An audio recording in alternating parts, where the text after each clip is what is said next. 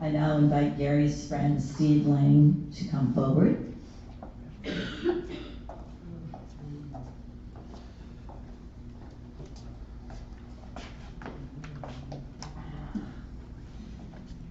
I'm going to go watch in here.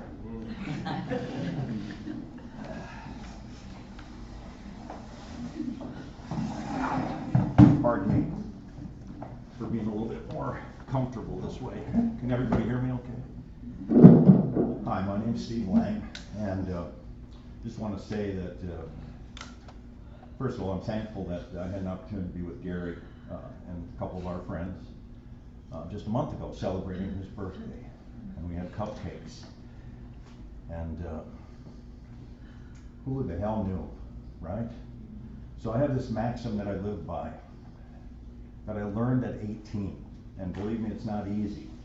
Never assume anything because it'll make an ass out of you and me.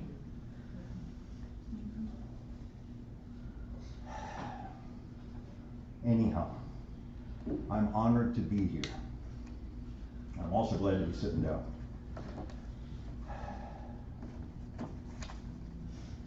I've created some things here that I'm going to lay out, and I hope I didn't lose it.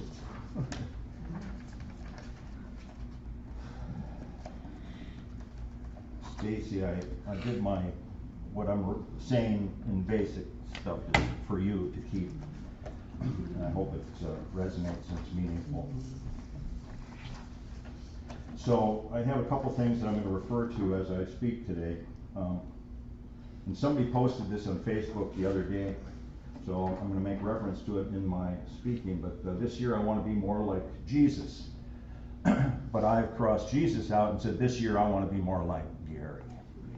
And why? Because I want to hang out with sinners, upset religious people, tell stories that make people think, choose unpopular friends.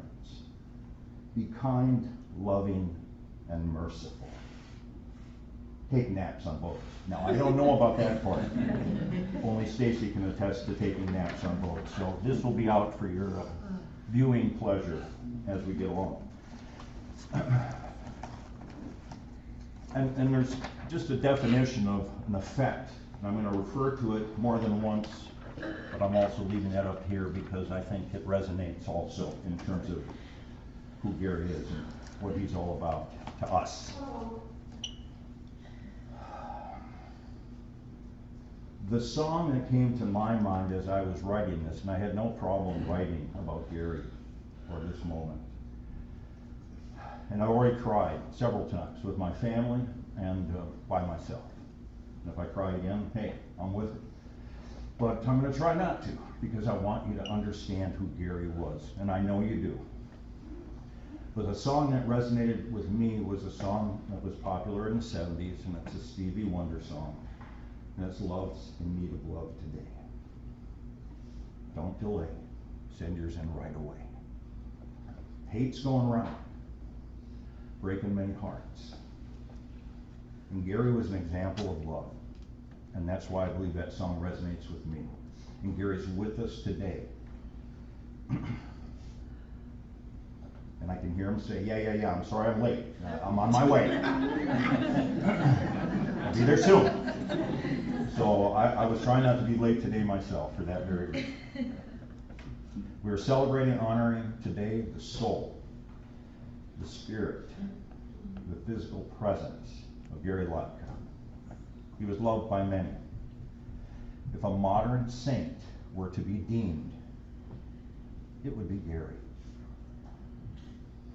Gary was an example of a servant leader. Gary was kind, a kind and gentle soul. He was known by many, and many who are unknown by each other. Gary got around. I dare say he may be a modern day Messiah. It has already been invoked.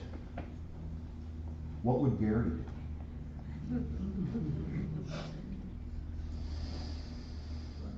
In the book Illusions, written by Richard Bach There's a passage, an exchange between the reluctant Messiah and his student. Both were biplane pilots, barnstorming the countryside. The student poses the question, how do we know if our mission on earth is complete? After a pause, the master replied, if you are still alive, your mission is not over.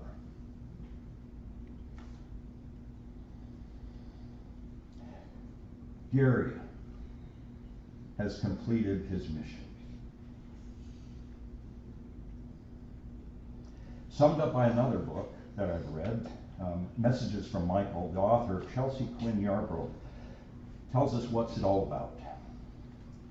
And this is another mantra of mine: to learn, to know, and to satisfy our curiosity. That's what life is, period. There's nothing else.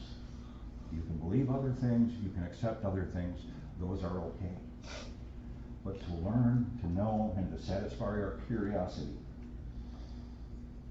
Gary has now come to understand a facet of life that we can only speculate about: the crossing over, death, the next level. I see Gary standing on God's aircraft carrier with a big banner saying, "Mission accomplished." And that smile. Mission accomplished. Now, he would be mad at me because you know who said that. We will not mention any former presidents' names, by the way, today.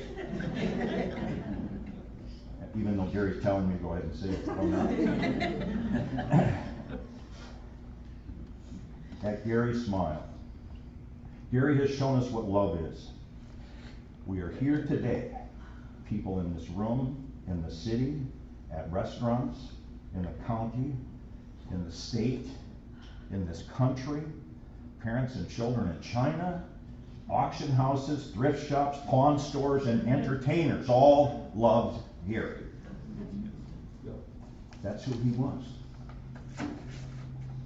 I will not pretend to know everyone whom Gary touched or influenced, helped, or bothered in a good way.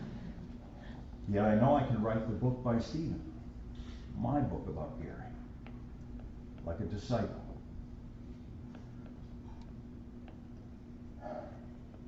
And in my book, Gary would replace Jesus, Buddha, and the prophet Muhammad as an example of a modern-day saint or Messiah. Gary had his crosses to bear.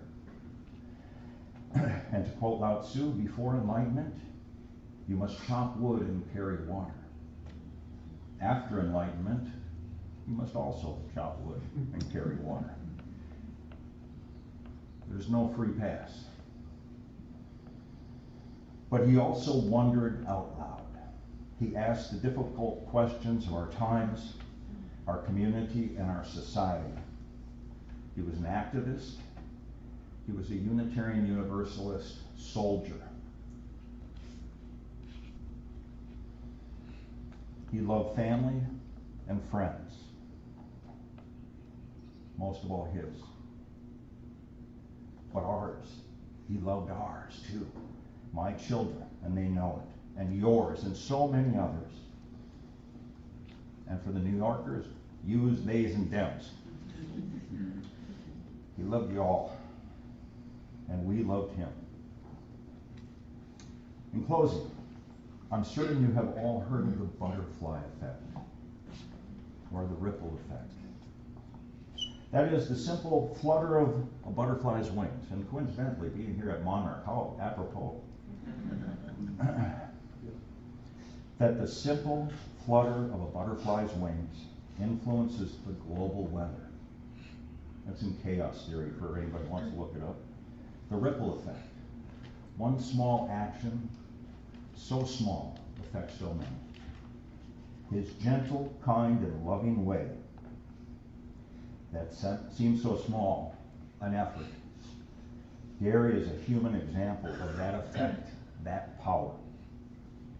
Yet in aggregate of action, most of us will never know that magnitude. Unless we all tell our own stories of Gary. May he resist in peace. Thank you.